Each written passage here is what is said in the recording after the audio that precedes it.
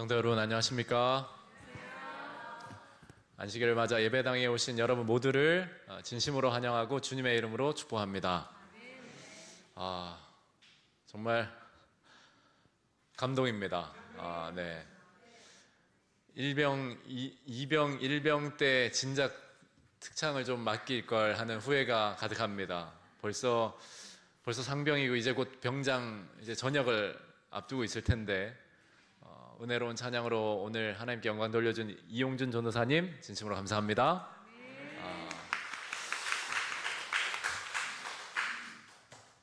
개인적으로는 저는 어려서 피아노 안 배우고 뭐 했을까 이런 후회가 항상 들어요. 하나님 주신 그 은사로 또 새천사 교회에 출석하는 기간 동안 하나님께 많은 영광 돌리시고 또 성도들에게 많은 은혜와 감화 주시기를 바랍니다. 여러분 오늘 안식일 참 특별하죠? 네, 원래 기도 시간에 쿵쾅쿵쾅 거리는 소리도 좀 들려야 하고 막 아무튼 정신이 좀 없는 느낌이 아니라 조금 적막하고 뭐 좋게 말하면 차분하고 좀 적막합니다. 왜 그렇죠? 네, 어린이들이 없기 때문이에요. 사실 우리 재림교회가 전국에 예를 들어 100개라면 약 80개 이상의 교회는 이런 분위기로 예배를 드립니다. 그런데 이런 분위기도 아니에요. 사실 평균 연령으로 보면 아직도 그 20개 중에 거의 상위 1% 안에 드는 젊은 세대입니다. 그만큼 재림교회가 많이 고령화됐고 어린이 학생을 찾아볼 수 없는 교회가 됐습니다. 비단 재림교회뿐만 아니라 개신교회 전체가 고령화와 미래 세대의 존재를 가지고 고민해야 될 시점에 와 있어요. 그런 면에서 오늘 우리는 다시 한번 하나님께서 우리에게 이 어린 자녀들을 주셨음에 감사해야 합니다. 네, 그리고 조금 시끄럽더라도 조금은 정신없더라도 이게 참 큰 축복이구나를 느끼는 안식이 되면 좋겠습니다. 또 가까운 곳이지만 하나교에서 함께 예배 드리고 있을 또 여러 순서를 진행하고 있을 어린이들과 봉사자들 여러분들 꼭 기억하시고 기도해 주시고 격려해 주시면 감사하겠습니다. 앞서 다 소개하지 못했는데요, 우리 한진 파티션 식구들이 전부 다 오늘 출석해 주셨어요. 오늘 교회가 좀 적적할 걸 알고 이렇게 참여해 주셨는지 너무나 감사합니다. 우리 두 분 집사님도 주님의 이름으로 환영합니다. 네, 감사합니다. 우리 김재복 장로님 어디 계시죠? 네. 우리 장로님 아주 어깨가 좀 이렇게 지난주 우리 정지혁 집사님처럼 어깨 올라가시겠어요? 너무너무 감사합니다. 아침부터 이렇게 픽업해 주시고 오늘 여러분들과 함께 나눌 말씀은 시대의 소망 60장의 새나라의 율법, 오늘 설교 제목으로는 영광의 자리입니다. 여러분이 다 묵상하셨겠지만 전체 내용은 굉장히 짧아요. 그런데 여기에는 우리에게 매우 중요한 영적 진리들이 담겨 있습니다. 여러분들께 서두에 질문을 드려보겠는데요, 질문을 드리기 전에 본문 말씀을 먼저 우리 함께 봉독하도록 하겠습니다. 너희 중에 누구든지 으뜸이 되고자 하는 자는 너희의 종이 되어야 하리라. 인자가 온 것은 섬김을 받으려 함이 아니라 도리어 섬기려 하고 자기 목숨을 많은 사람의 대성물로 주려 함이니라. 아멘. 네, 예수님께서 이제 십자가에 달려 죽으실 날이 가까워오심을 아시고 제자들과 거의 마지막 제자도를 가르치시는 그 여행을 하고 계셨어요. 여정을. 그 가운데서 제자들에게 이런저런 가르침을 주시고 질문도 하시고 했던 그 과정 속에서 오늘 본문이 그리고 시대소망 60장이 기록되어 있습니다. 예수님과 늘 함께 지냈던 제자들, 그리고 그분의 말씀을 거의 날마다 가장 가까이에서 들었던 제자들, 그리고 그분을 위해서 누구보다 열심히 봉사했던 제자들, 그 제자들이 우리가 읽은 시대의 소망 60장 내용을 보면 예수님과는 전혀 다른 생각을 품고 다른 곳을 바라보고 있었다는 사실을 여러분은 알게 되실 겁니다. 이걸 오늘날로 우리에게 가져와서 적용해 보면 매일 말씀 묵상을 꾸준히 하는 사람들, 그리고 예배의 자리를 단 한 번도 빠지지 않는 사람들, 또 교회 일이라면 누구보다 열심히 봉사하는 사람들, 그런 교인들이, 그런 집사님, 장로님들이, 그런 목회자가 예수님의 생각과는 전혀 다른 생각으로 신앙생활을 할 수도 있다라는 거예요. 그런데 사실 할 수도 있다라는 표현으로는 부족해요. 12명의 제자들 중에 몇 명이나 그런 생각을 품었죠? 전부 다였습니다. 사실 이걸 우리에게 적용하자면 굉장히 가혹할 정도예요. 우리가 예수님을 정말 열심히 믿고 예수님을 누구보다 사랑하고 그 예수님을 위해서 내 삶에서 어떤 좋은 선택들을 다 희생하고 예수님을 따르고 있는 신자, 교인이란 말이에요. 다른 사람들처럼 예배 대충 드리고 말씀도 기도도 제대로 하지 않는 사람들과 달라요. 말씀도 열심히 읽고 기도도 열심히 하고 예배도 열심히 드리고 헌금도 잘 내고 열심히 사역하고 봉사하는 교인인데도 예수님과 전혀 다른 생각을 하고 있을 수 있다는 거. 이건 정말 어떤 면에서 굉장히 충격적인 일이에요. 우리가 오늘 살펴볼 본문의 내용은 야고보와 요한이 무엇을 주장했습니까? 그의 어머니 살로메와 함께 가서 예수님이 왕 위에 오르시면 하나는 우편에 하나는 좌편에 앉게 해달라고 그걸 요구하잖아요. 야고보와 요한이 그걸 싫어하는데 어머니 등살에 떠밀려서 요구한 게 아니었어요. 그걸 막 요구하고 있는데 인생을 좀 더 살아본 이 살로메, 이 엄마가 볼 때 뭘 해야 되는 거죠? 먼저 치고 들어가야 된다. 눈치 작전 하다가 먼저 선점해야 된다. 라고 해서 야, 니네 이러고 있다가는 뭐도 안 돼. 나 따라와 하고 데리고 간 거예요. 그러면서 먼저 그렇게 예수님한테 요구를 한 거예요. 예수님께. 그때 예수님의 마음이 어떠셨을까요? 우리가 예수님의 마음을 알 수는 없지만 참 답답하셨을 것 같아요. 그렇죠? 이제 곧 십자가의 죽음, 대속물로 온 인류를 위해 그리고 제자들을 위해 죽으셔야 하는 그 일을 앞두고 있는 예수님께 거의 3년이라는 시간 동안 매일 가르치고 봉사시키고 또 함께 먹고 자면서 위로하고 용기 주면서 그렇게 훈련시켰던 제자들이 요구하는 게 뭐냐면 한 자리 달라는 거였어요. 여러분, 제가 여러분들께 성경의 모든 인물은 누구를 가리키는 거라고 말씀드렸습니까? 기본적으로 예수님. 물론 어떤 악인들이 예수님을 가르치진 않아요. 성경의 주인공들 그리고 예수님을 믿는 사람들은 기본적으로 예수님을 표상합니다. 다라고 할 수는 없지만 거의 대부분이에요. 그리고 다라고 할 수 있는 의미는 어쨌든 연결되어 있기 때문이에요. 그러나 그 인물들은 동시에 누구를 가리킨다고요? 우리를 가리킵니다. 그 성경에 나오는 모든 인물들의 연약함은 우리의 자아를 나타내요. 그 성경에 나오는 그 인물들이 믿음으로 예수님과 또 하나님과 연결되어서 이룬 일들은 예수님의 사역과 그분의 품성을 나타내요. 그렇게 본다면 오늘 야고보와 요한은 누구란 말이죠? 우리입니다. 우리. 여러분이 날마다 말씀 묵상을 잘 하시고 또 은혜 받고 소그룹에서 나누는 거 정말 좋은 일이고 박수 받을 만한 일이에요. 그러나 그 일이 여러분이 예수님과 지금 주파수가 정확히 맞아 있다라고 보장하지는 못해요. 그 일 자체가. 여러분이 예수님을 사랑하는 마음, 그 감정을 부정할 수 없습니다. 그건 여러분이 정말 예수님을 좋아하고 사랑하는 마음이에요. 그러나 그 마음을 가진 사람이라 할지라도 예수님이 지금 생각하시고 또 기도하시는 것과 동일한 것을 내가 생각하고 구하고 있다라는 보장을 주진 못해요. 열심히 예배드리고 열심히 봉사하는 모든 것들, 그런 것들이 내가 예수님과 같은 곳을 바라보고 있다라는 보증을 해주지 못한다는 겁니다. 그러면 어떻게 이런 일이 발생하게 된 걸까? 어떻게 제자들이 3년 동안이나 예수님을 따라다니면서 모든 것 제쳐두고 그렇게 따라다니면서 말씀 듣고 예수님과 함께 봉사하고 기적들을 보고 했는데도 예수님이 생각하시고 기도하시는 것에 초점을 맞추지 못했을까? 대략 3가지 정도로 정리해 볼 수 있어요. 선입견입니다. 고정관념. 그들이 가지고 있었던 고정관념. 어린 시절부터 배워왔던 그 내용들. 유대 지도자들, 종교 지도자들이나 회당에서 배웠던 내용들이나 그 모든 것들을 가지고 있었던 그 자신의 지식에 근거한 선입견이었어요. 그래서 교회를 가면 뭘 배웠냐면 메시아가 오시면 지금 우리가 이렇게 로마에서 압제당하고 있지만 메시아가 다 구원해 줄 거야.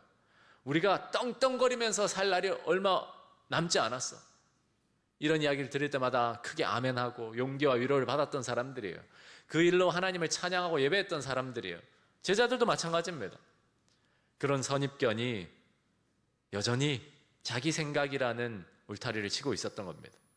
그리고 그 유대교회에서 만연했던 율법주의적인 신앙, 하나님 여호와 잘 믿으면 복받고 부자들은 복받은 거고 가난한 사람들은 여호와의 저주를 받은 거고 장애가 있는 사람들도 여호와께서 버리신 거고, 이런 은근한 고정관념이 가득 차 있었고, 그리고 자신의 행위로서 복을 받는 율법주의적인 신앙과 기복신앙이 만연했습니다. 그리고 마지막으로 그들의 자아의 문제였어요. 스스로 할 수 있다라는 자신감, 생각. 그것이 얼마나 강했는지 베드로는 다른 사람들은 다 예수님 부인해도 나는 부인하지 않겠습니다라고 아주 결심하고 선언했어요. 호언장담했죠. 여러분이 묵상하신 시대의 소망에도 보시면 그들은 예수님과 함께 3년을 지냈지만 예수님 안에 거하시는 거룩한 성품의 본질, 또 그분의 십자가 영광을 분별할 수 없었다라고 기록하고 있어요. 이 제자들의 모습은 우리의 어떤 종교적인 행위나 신앙의 연륜, 그리고 우리가 행하는 모든 사역들, 이런 것들이 결코 내 영혼이 거듭났다라는 증거가 되지 못한다라는 것을 우리에게 말해줘요. 그러므로 우리는 늘, 어제도 말씀드렸지만 늘 겸손해야 합니다. 신앙의 첫 번째 요소이자 마지막 요소가 겸손이에요. 처음부터 끝까지 겸손해야 합니다. 처음 신앙을 하러 들어왔을 때부터 신앙의 연륜이 쌓여서 집사와 장로와 때로는 목회자와 어떤 직분과 직책을 맡기까지도 항상 지켜야 할 것은 겸손함이에요. 오늘 우리 이용준 도노사님이 찬양하기 전에 간증을 짧게 하면서 나누어졌던 그 간증이 참 제 마음에 와닿았습니다. 10년 동안 10년이 넘게 이렇게 신앙해 오면서 처음에 그 예수님을 만났던 그 마음을 내가 반드시 지키리라, 예수님 제가 떠나지 않겠습니다라고 했지만 말씀해 주신 대로 얼마나 많은 넘어짐과 시련과 실망과 또 다시 일어섬이 있었는가. 이게 우리의 다 경험이잖아요. 제자들은 그 경험이 필요했습니다. 그리고 무엇보다 제자들이 결정적으로 변화된 계기는 무엇이었죠? 오순절 성령의 역사였습니다. 그 전에는 예수님의 십자가의 사건이었어요. 이걸 우리에게 적용해 보면 단순해집니다. 우리가 예수님과 주파수를 맞출 수 있는 유일한 방법은 그리스도의 십자가를 통해서 예수님의 사랑을 알고 그 사랑을 근거로 우리에게 약속되어진 성령을 구하는 겁니다. 그것이 주파수를 맞추는 일이에요. 그 주파수를 맞추지 않고 살아도 교회 열심히 다닐 수 있고 보람을 느낄 수 있고 주위 사람들에게 칭찬받으면서 훌륭한 교인이라는 소리를 들을 수 있어요. 그러나 예수님이 하시는 생각을 똑같이 할 수는 없는 겁니다. 그 당시에 제자들과 예수님이 이제 예루살렘으로 올라가시는 그 걸음에 그 분위기를 읽어보면 주파수가 맞지 않아서 뭔가 불안하고 초조함이 분명히 있었어요. 예수님은 어떻게 해서든 이 주파수를 맞추시기 위해서 3번을 노력하셨어요. 이 말은 무슨 말인가 하면 그분이 십자가에 달려 죽으실 것을 제자들에게 3번 알려주십니다. 내가 이제 예루살렘에 올라갈 텐데 유대 지도자들이 나를 사로잡고 죽이고 십자가에 못 박을 것이다. 그 이야기를 하시면서 한 번은 그분의 부활까지 알려주셔요.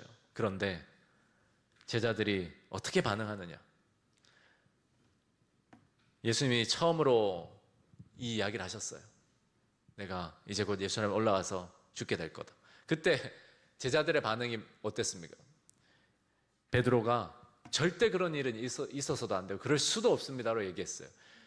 그때 예수님이 이 베드로에게 뭐라 말씀하셨냐면 너가 하나님의 일을 생각하지 않고 사람의 일을 생각한다. 여러분, 여러분은 지금 신앙생활 하시면서 어떤 생각을 하고 신앙생활 하십니까? 베드로의 생각은 합리적인 생각이었고 좋은 생각이었습니다. 예수님이 십자가에 달려 죽으시면 안 된다라는 것, 예수님의 사역이 인정받고 예수님이 그분의 어떤 역사를 이루셔야 한다는 꿈을 꾸고 있었어요. 그러나 그 생각은 사람의 생각이었습니다. 예수님의 생각은 달랐어요. 이렇게 제자들이 예수님이 알려주시는 것, 제자도의 참된 의미를 깨우치시려고 할 때 그들은 그것을 전혀 캐치하지 못했어요. 두 번째, 또 갈릴리를 지나가는 길에 예수님께서 제자들에게 또 알려주세요. 내가 이제 곧 죽게 될 거고 3일 만에 부활할 거야. 그때 제자들이 뭐 하고 있었냐면 누가 더 큰 자가 될 것인지를 가지고 싸우고 있었어요. 첫 번째가 꼭 같습니다. 오늘 본문과도 꼭 같아요. 예수님은 십자가의 죽으심을 예고하고 있는데 제자들은 서열 다툼을 하고 있었어요. 그래서 우리가 묵상한 대로 예수님이 누구를 가리키면서 참된 제자가 이러한 사람이라고 이야기한 거죠? 어린아이들을 가르치시면서 하나님 나라는 이런 사람들의 것이야를 알려주십니다. 그래도 제자들이 알아듣지 못해요. 그리고 오늘 우리가 묵상한 시대성은 60장 내용이 다시 시작돼요. 이것이 세 번째로 예수님이 알려주신 말씀이었습니다. 내가 예루살렘에 올라가면 죽게 될 거고 3일 만에 부활할 거야. 그때 누가 등장하는 거죠? 요한과 야고보가 등장하는 거예요. 예수님이 자꾸 죽으신다고 십자가 이야기를 하시는데 요한과 야고보는 그 말씀을 들으면 들을수록 무슨 생각을 하고 있는 거예요? 아, 이제 예수님이 왕위에 오르시겠구나. 여러분, 이 장면을 잘 생각하셔야 합니다. 예수님이 자꾸 진리를 또 예언의 말씀을 자꾸 주시는데 듣는 사람은 무엇으로 들어요?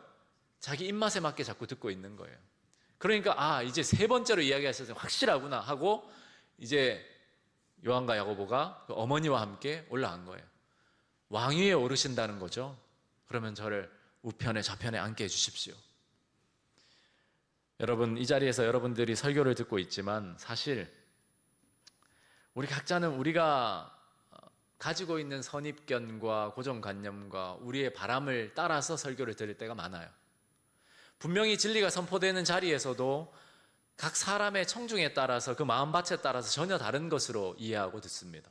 어떤 사람은 기분 나빠할 수도 있고 어떤 사람은 자기가 계획하고 꿈꾸는 일을 지지한다라고 믿고 있을 수도 있고. 그러나 예수님께서는 참된 제자도를 제자들에게 말씀하고 계십니다. 그래서 요한과 야고보가 우편에 좌편에 앉게 해주세요 했을 때 그들이 요구했던 건 자리였어요. 그런데 예수님은 무엇으로 반문하시냐면 너희가 그 자리에 앉을 수 있겠냐라고 물으신 게 아니라 내 잔을 마실 수 있겠냐. 예수님의 대답은 한번 읽어볼까요? 너희 구하는 것을 너희가 알지 못하는도다. 너희가 나의 마시는 잔을 마시며 나의 받는 침례를 받을 수 있느냐. 성경에서 잔은 종종 하나님의 심판을 가리키는 표현이에요.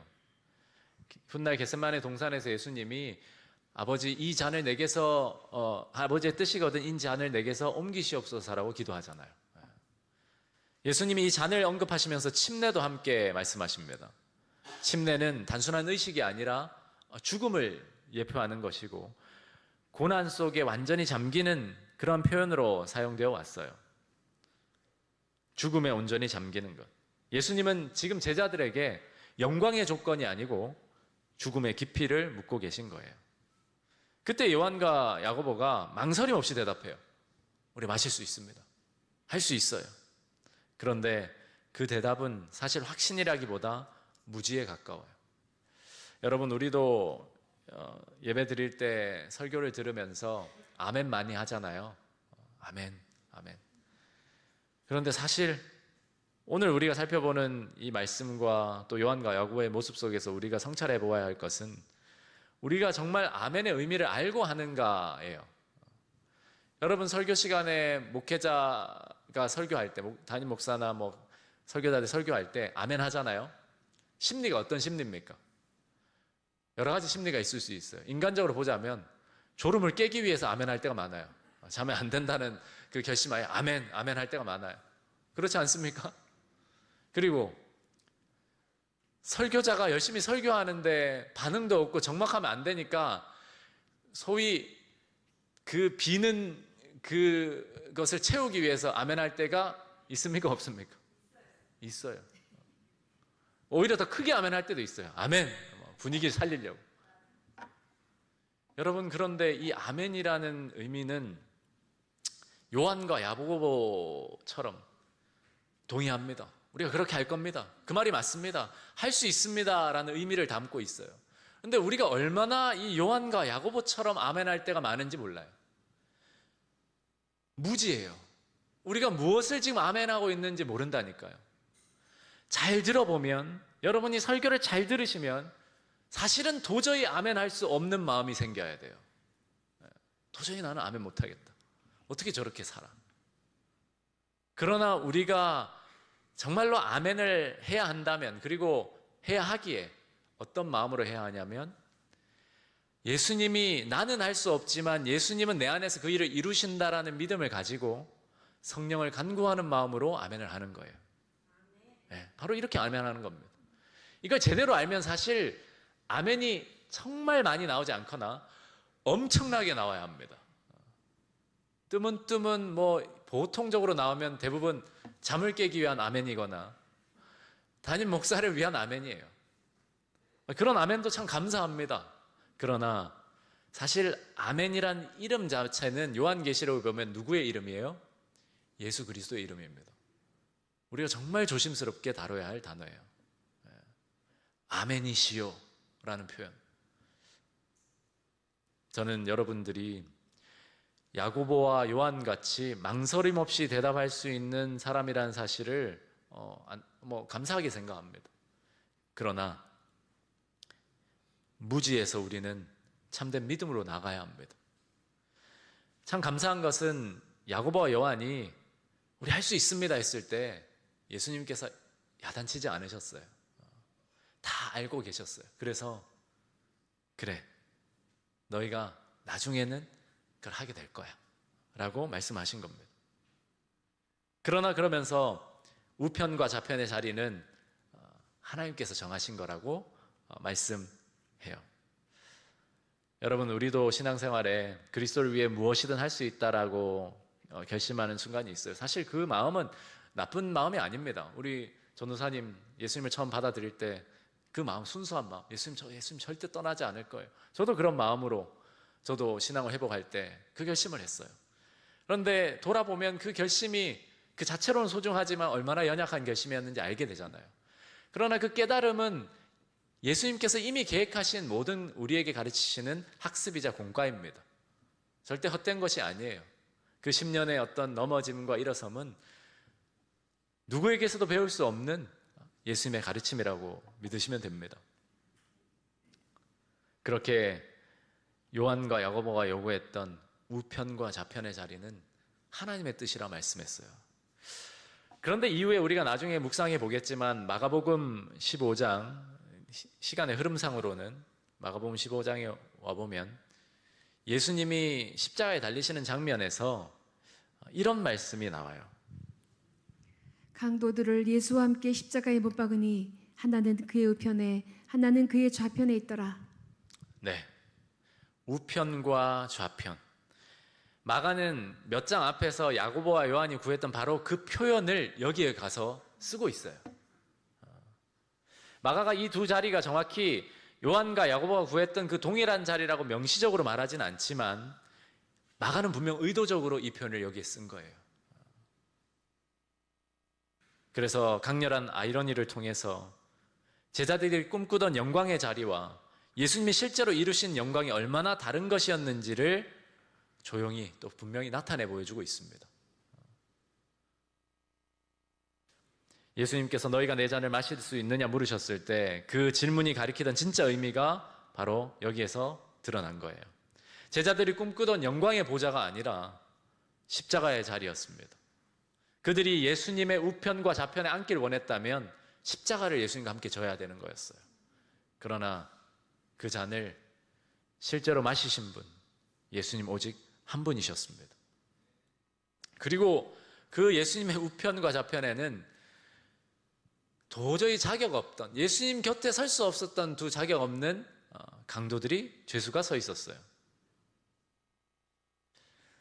여러분, 저는 이 장면이 참 마음에 깊이 와닿아요. 우리는 하늘 보좌에서 예수님의 가장 가까이에 앉은 사람들을 누구라고 보통 추측할 수 있습니까? 아주 유명한 목사님들, 아주 열심히 사도 바울 같은 사람들, 아니면 적어도 베드로, 모세, 아브라함 후보가 얼마나 많습니까? 여러분이 만약에 뽑아야 한다면, 예수님의 우편과 좌편에 인물들을 뽑아야 한다면 누구를 뽑아 앉히시겠어요? 모세, 온유함이 지면에서 승했던 사람, 또는 다니엘, 성경에 죄가 기록되지 않았던 몇몇 안 되는 인물 중 한 사람, 그리고 부활에서 승천했던 엘리야, 얼마나 많습니까? 그런데 지금 우리가 뽑고 있는 이 생각은 지극히 누구의 생각이에요? 인간의 생각입니다. 어떤 기준으로 하고 있죠? 얼마나 예수님을 위해서 많은 희생을 했고 헌신을 했고, 그 자체가 나쁜 것은 아니지만 우리는 무슨 생각을 하고 있냐면, 많은 공을 들이고 많은 헌신을 할수록 더 많은 것을 받는다라는 계산을 하고 있어요. 이 자체가 나쁘다고 할 수는 없습니다. 성경도 분명히 그것을 말하고 있어요. 예수님을 위해서 모든 것을 버리고 희생한 사람 예수님께서 갚으신다라는 사실. 그러나 예수님의 생각은 늘 인간의 생각과는 정반대일 때가 많습니다. 어쩌면 우리가 하늘에 가서 예수님 가장 가까이 앉아 있는 사람, 그것이 일시적으로든 영구적으로든 가까이 앉아 있는 사람은 우리 생각에 성경에서는 본 적도 없고 들은 적도 없는, 우리가 누군지도 모르는 사람일 수도 있어요. 마틴 루터도 아니고 침례 요한도 아니고 누구도 아닌 사람. 그냥 나중에 가서 당신 도대체 누군데 여기 앉아 있습니까? 물으면 뭐라 대답할까요? 저는 저 어디 작은 시골 교회에 그냥 교회 다니던 성도인데, 그럼 당신 교회를 위해서 무슨 봉사를 이렇게 많이 했길래 여기 앉아 있습니까? 제가 한 거라고는 안식일에 집사님들 주방에서 힘들게 일하시면 좀 도와드리려고 이렇게 가서 한 10분, 20분 봉사하고, 또 조용히 교회 와서 쓰레기 줍고 청소하고, 그런 것밖에 생각이 잘 안 납니다. 이런 사람이 거기 앉아 있을 수 있을까요? 앉아 있을 수 있어요. 우리 생각에는 그런 사람은 저 끝에, 아주 예수님을 만나려면 아주 멀었다고 생각할지 모르지만, 예를 들면 그런 겁니다.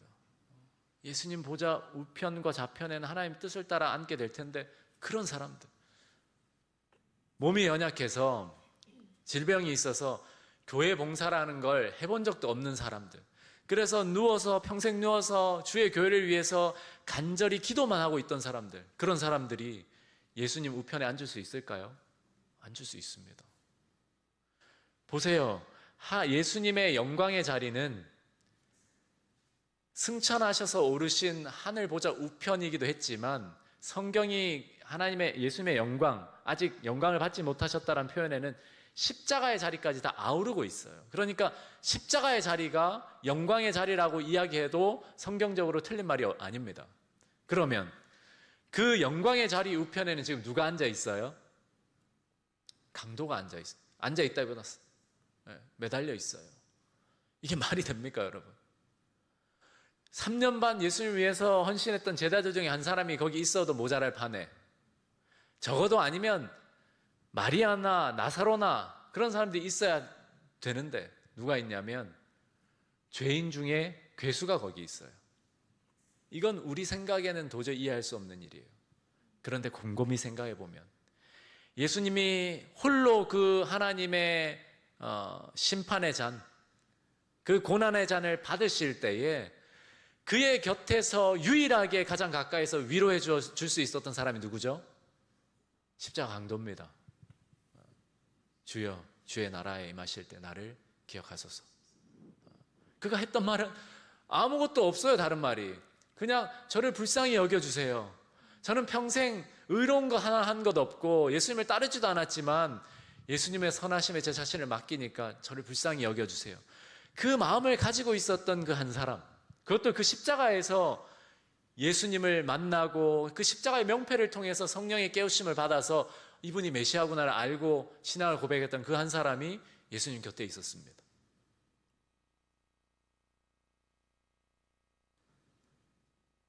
야고보와 요한이 그렇게 앉길 원했던 그 자리에 그 사람이 있었어요. 물론 제가 예를 좀 극단적으로 들었지만 성경에 보면 모세와 또 요한계시록의 24장로들 아마 훌륭한 사람들, 예수를 위해 모든 걸 헌신했던 사람들이 정말 많을 거예요. 그럼에도 분명한 것은 사람의 생각과 하나님의 생각은 전혀 달라요. 그래서 예수님이 이런 말씀을 하시죠. 인자가 온 곳은 섬김을 받으려 함이 아니라 도리어 섬기려 하고 자기 목숨을 많은 사람의 대속물로 주려 함이니라. 네, 하나만 더 읽어볼까요? 그가 자기 영혼을 버려 사망에 이르게 하고 범죄자 중 하나로 헤아림을 받았음이라. 네, 메시아로 이 땅에 오신 이유는 제자들이 생각할 때는 왕위에 오르고 통치하고 로마를 정복하고 태평성대를 이루는 것인 줄 알았는데 전혀 다른 것이 하나님의 뜻이었습니다. 섬기로. 여기 보면 인자가 온 것은 섬김을 받으려 함이 아니라 도리어 섬기려 한다. 자기 목숨을 많은 사람의 대속물로 주려 한다. 완전히 다른 차원의 이야기를 하고 있는 겁니다. 여러분, 저는 우리 각자의 신앙생활을 이 본문에 비추어서 한번 성찰해 봤으면 좋겠어요. 우리는 어떠한 정신과 어떠한 생각으로 신앙생활을 하고 있을까? 우리는 예수님의 곁이라는 그 자리를 제대로 이해하고 있을까? 우리가 쉽게 말합니다. 예수님 곁에 머물고 싶다. 예수님 안에 가고 싶다. 예수님과 함께 동행하고 싶다. 그런데 그 자리들, 그 위치들이 어떠한 의미인지 우리는 무지할 때가 너무 많아요. 그것이 얼마나 힘든 자리이고 또 얼마나 자아를 버려야 하는 자리이고 또 얼마나 많은 희생과 헌신을 요구하는 자리인지 우리가 모를 때가 너무 많습니다. 그러다 보니까 무슨 대답이 나오냐면 할 수 있습니다. 아멘이란 대답이 나오는 거예요. 그러나 우리에게 필요한 것은 예수여 당신의 나라에 임하실 때 나를 기억하소서라는 그 겸손한 마음입니다. 베드로가 다른 사람은 다 몰라도 나는 주를 버리지 않아요. 걱정하지 마세요로 다짐했을 때 그가 세 번이라는 숫자는 완전이잖아요. 완전히 버렸어요. 저주까지 했습니다. 그 큰 넘어짐 이후에 그가 배웠던 한 가지 사실은 나도 나를 모른다 라는 거였어요. 그래서 예수님이 너 나 사랑하냐 물으셨을 때 내가 주를 사랑하는 줄 주님이 아십니다. 베드로는 분명 주님을 사랑했어요. 그 감정과 그 결심을 자신은 알고 있었지만 그 표현은 무엇이었냐면 예수님을 사랑하는지 안 하는지 잘 모르겠어요가 아니라 내가 주님을 사랑하지만 내 자신의 감정이나 결심을 절대 신뢰할 수가 없습니다. 주님이 나를 아시니까 주님께 맡길 뿐입니다라고 고백한 거예요. 우리의 신앙이 바로 그런 자세가 되어야 합니다. 그러한 자세가 되기 위해서는 우리는 십자가 앞으로 가서 예수님이 우리를 위해서 무엇을 행하셨는지를 늘 생각해야 해요. 말씀을 볼 때에도 성경 통독하는 거 좋습니다. 얼마나 훌륭한 일이에요. 그러나 숙제하듯이 하루에 3장, 4장 또는 1장 읽고 그저 명상하듯이 마음을 따뜻하게 하고 차분하게 하고 일어서는 것을 넘어서서 말씀을 읽으면서 그날도 예수님의 십자가를 내가 생각하고 예수님이 나를 위해 어떠한 일을 행하셨는지를 생각하고 그 일을 통해서 내가 어떠한 관계, 어떠한 존재가 되었는지를 믿고 예수님께 내 자신을 온전히 맡기는 일이 필요하다는 거예요. 그리고 우리를 위해서 부어주신, 우리를 위해 찾아오신 성령을 날마다 의지하는 삶이 여기에서 시작돼야 합니다. 제자들이 완전히 변할 수 있었던 것, 그들이 정말 참으로 예수님이 마시신 잔을 기꺼이 마실 수 있었던 믿음과 용기와 헌신이 있을 수 있었던 건 예수님의 십자가의 사랑을 경험하고 그들에게 부어주신 성령을 의지했을 때였습니다. 저는 우리 새천사 가족들이 그러한 제자들의 경험, 그러한 제자들의 믿음을 소유하게 되시기를 간절히 소망합니다. 재림교회가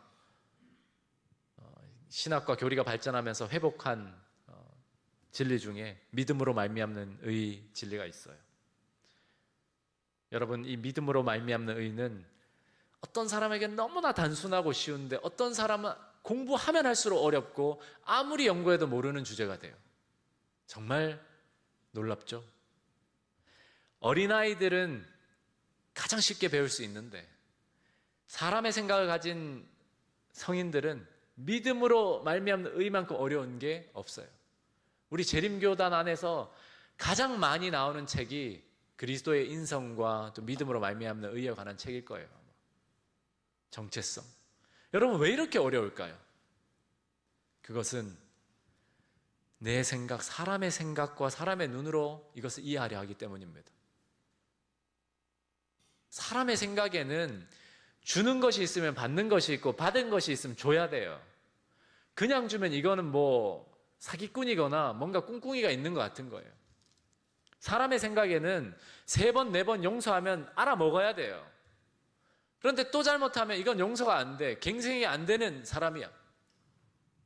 그러나 예수님은 70번에 7번도 용서하라. 여러분, 이 사실 순전하게 받아들일 수 있습니까? 여러분이 여러분의 죄를 자복하기만 하면 예수님은 다 용서해 주시겠대요. 그런데 우리는 이걸 잘 못 받아들여요. 맨날 똑같은 거 죄 자복해봐야 이거 더 예수님께 죄를 범하는 거 아닌가? 여러분, 진짜 죄는 예수님이 약속하신 사실을 믿지 않는 게 죄입니다. 끊임없이 우리의 연약함을 인정하고 내 죄를 자복하는 일. 똑같은 죄라도 내가 연약함을 인정하고 하나님의 신실하심과 선하심을 믿고 자복하면 자꾸 뭐냐면 예수님을 내 안으로 불러들이는 거예요. 내가 일하려는 자리를 다 자꾸 줄이고 예수님을 불러들이면 예수님이 그 일을 하신다는 겁니다. 성경에 구원받은 사람들 이야기를 들어보세요. 눈먼 거지 바디메오가 믿음으로 말미암는 의의 교리를 알았습니까? 몰랐어요. 그런데 그가 알고 있었던 건 있었어요. 예수는 메시아다. 유대 지도자들은 교리를 따지면서 다 막 공부하고 연구하면서 복잡하게 이게 맞냐 안 맞냐, 맞으면 이렇다 안 맞는다, 나사렛에서 이런 사람이 있을 수 있느냐 논쟁하고 따져 물을 때 이 바디메오는 그냥 믿었어요. 그러면서 단순하게 기도했어요. 다윗의 자손 예수여, 이 말은 당신은 메시아입니다. 나를 불쌍히 여겨주십시오. 내가 조금 헌금했습니다. 내가 조금 교회 다녔어요. 우리 부모가 누구예요? 라고 얘기한 게 아니라 저 불쌍히 여겨주세요. 이게 믿음으로 말미암는 의입니다. 성경에 구원받은 사람들 이야기를 다 한번 보세요. 단순한 믿음으로 나아갔습니다. 자신의 생각을 내려놓을 수 있었던 사람이에요. 신앙이 성장하려면 얼마나 빨리 내 생각을 내려놓을 수 있는가에 달려있는데, 성경에 옷자락을 만져 나음 입은 여인도 그렇고 또 베데스다 못에서 구원받은 사람들도 그렇고 다 그 생각을 내려놓을 수 있을 만큼 절박했어요. 그러니까 된 거예요. 그런데 여전히 자기가 할 수 있는 일이 있고 자기 생각이 강한 사람들은 예수님의 구원을 경험하지 못했습니다. 예수님이 그 죄 많은 사람들만 좋아서 그들만 만난 게 아니라 그분을 받아들일 수 있는 마음을 가진 사람들이 그런 사람들이었기 때문이에요. 오늘 우리도 예수님과 함께 걷고 있어요. 분명히 걷고 있습니다. 여러분은 말씀으로 기도로 예수님과 동행하고 계십니다. 오늘 예배당에 나와서 예배를 드리고 있어요. 예수님의 말씀을 듣고 있고 예수님을 찬양합니다. 그런데 우리의 마음은 예수님과 다른 곳을 향하고 있고 우리의 생각은 예수님과 다른 생각을 하고 있을 수 있다는 사실을 깨달으시기 바랍니다. 오늘 여러분들의 결심과 또 아멘과 여러분들의 기도와 모든 것들을 한번 점검해 보세요. 예수님은 우리에게 그분의 생각과 그분의 마음을 계시하고 계세요. 그래서 우리의 선입견과 우리의 자아를 내려놓고 예수님의 말씀을 온전히 어린아이처럼 받아들인다면 그때 변화가 시작됩니다. 그리고 우리는 제자들보다 훨씬 더 유리한 형편에 있어요. 이미 성령께서 우리에게 찾아오셨고 그리스도 안에 있는 사람들에게 성령의 그 은혜를 공급하고 계세요. 그러므로 오늘 우리는 예수님의 십자가 우편의 강도처럼 우리 자신을, 우리의 영혼을 주님께 의탁하고 맡길 수 있는 믿음을 가져야 합니다. 그리고 비록 연약하지만 늘 그 연약함을 가지고 겸손함을 잃지 않고 예수님을 의지하고 예수님께 내 자신을 맡기는 그러한 믿음의 백성들 되기를 간절히 소망합니다.